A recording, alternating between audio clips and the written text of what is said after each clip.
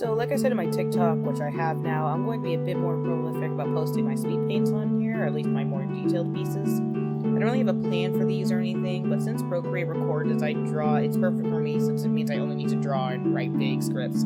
This is going to be half stream of consciousness, half scripted, so that's why I'm sort of stuttering a lot. I have vague bullet points here is all, because I will lose my train of thought. So I decided this time to reintroduce a new style and process I've been cultivating, and featuring one of my biggest leaps in my abilities, especially in the background. It isn't going to be a tutorial by any means, but, you know, it's something to listen to, so I hope you enjoy. So this particular piece is a redraw for redrawing from 2017. I had been practicing posing, and these were sort of warm-up sketches that became a way bigger piece. I really need to get better at warm-up sketches, but these were originally just 3 quotes I had drawn so I could practice posing and get some warm-ups in, and it sort of became something a bit more than I intended. I didn't mean for it to become so big. I just sort of added the Ursa major, then started drawing a background because I wanted to work at that at the time, and now we have this piece.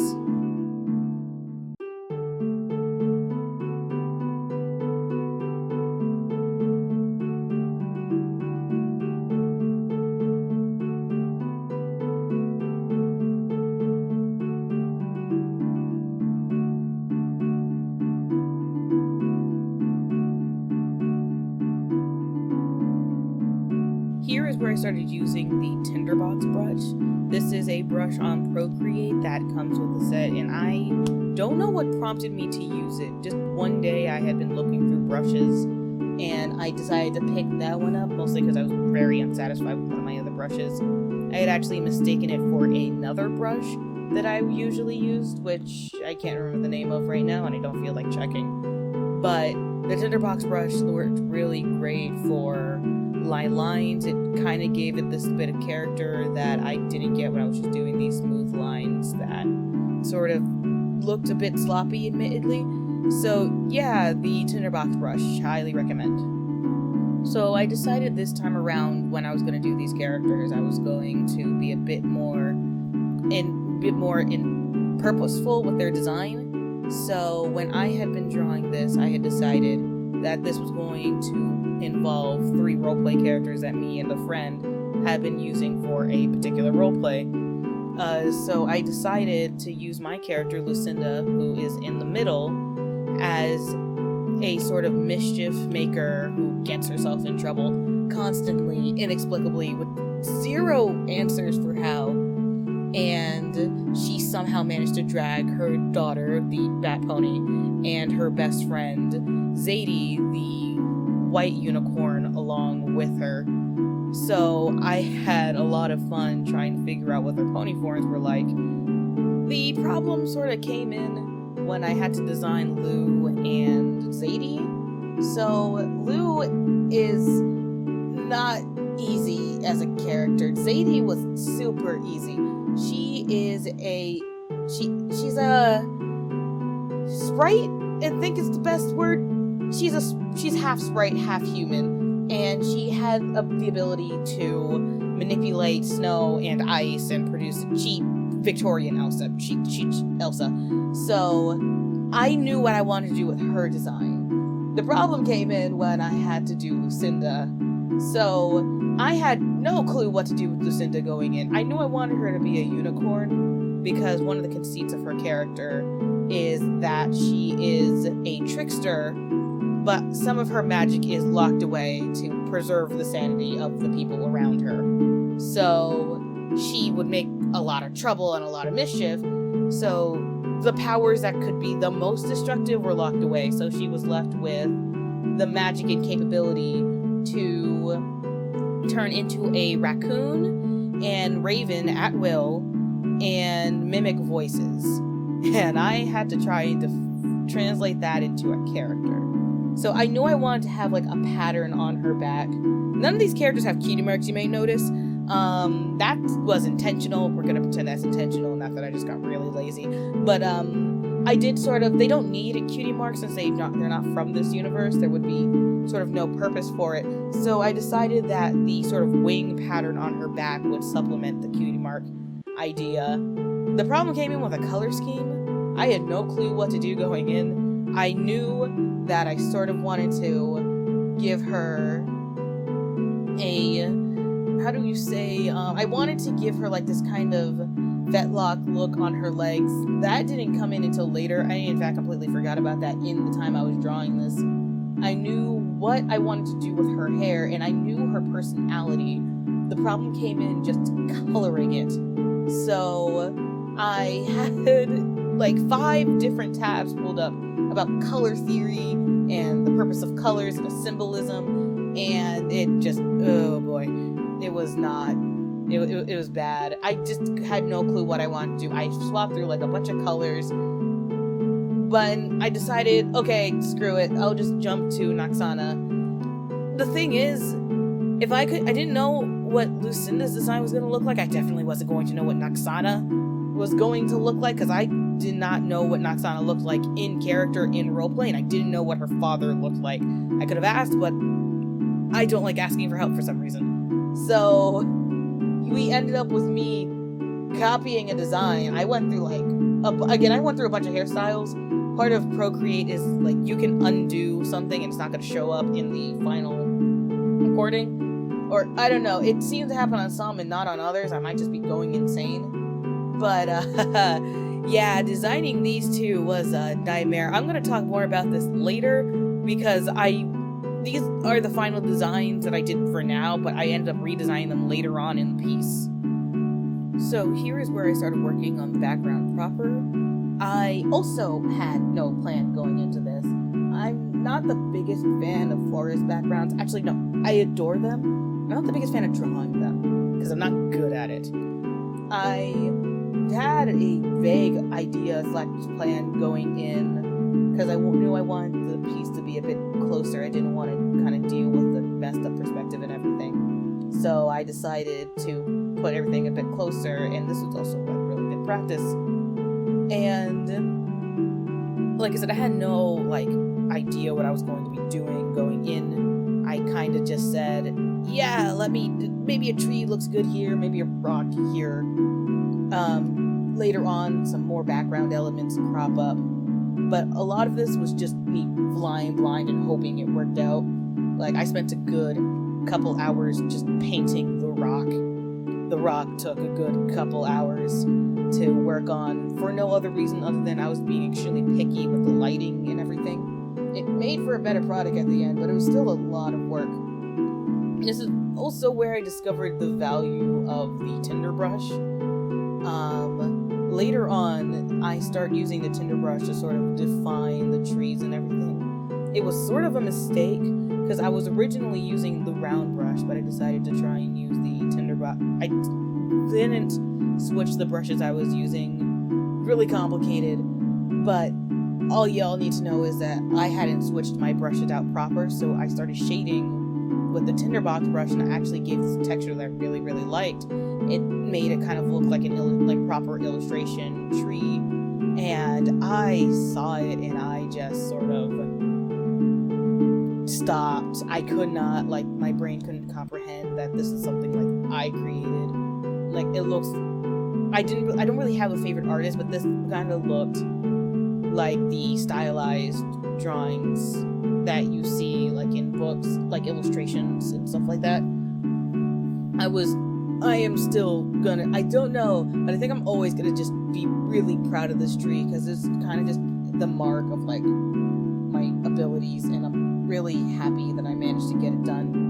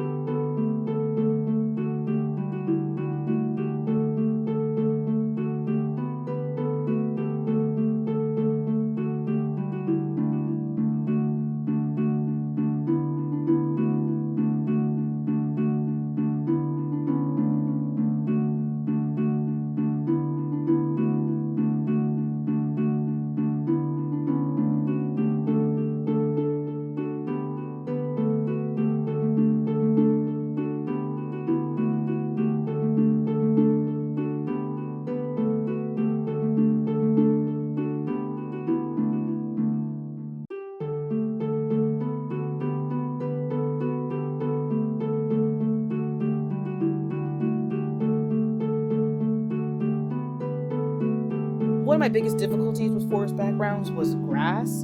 I haven't really been good at grass. Like, I tried watching tutorials and like practicing and everything. It just never looked right. So once again, Tinderbox rushed to the rescue. I started using it to sort of fray the grass blades out a bit and give it texture and help blend the colors a bit more. And like I said, I'm really proud of the end result when it comes to the grass. Again, I had no plan going in. I knew that I wanted there to be like a sort of like, originally, like I had kept on drawing this on the assumption that I was going to make this like a night scene because that's what the original looked like. I had concluded after a good couple hours of grass drawing and grass practice that I was just gonna keep this during the day and gonna deal with the repercussions of that afterwards. So I had worked on the grass for a while, and that's also something I'm really proud of. I was also flying blind with this because I had no idea what I was doing. The way the Tinderbox brush works, it sort of grabs both colors when you blend them. So as you're dragging, it's going to take the other color with it and blend it in. So I then had to figure out, oh, well, how am I going to layer this if I can't have like this ultimate control over how the brush is going to control. And I kind of really just like the result. I don't work well always with grass and smaller, finer details, but this one was one of the best.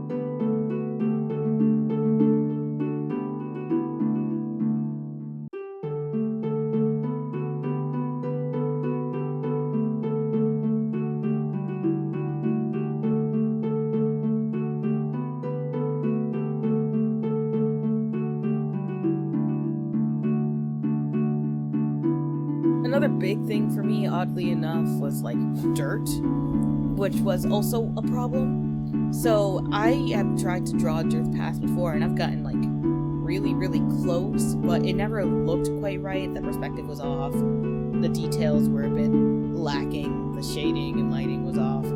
I need to work on it more, but I decided this time I was gonna just jump head first into drawing like a dirt path. And once again, this was a good few hours of perspective and lighting and trying to find the right kind of look. And once again, Tinderbox rushed to the rescue and blended it just right. That and the Spectra brush. So yeah, this again, the Tinderbox brush is my new crutch at the moment. Probably not the best thing, but you know, it's a great brush. What can I say?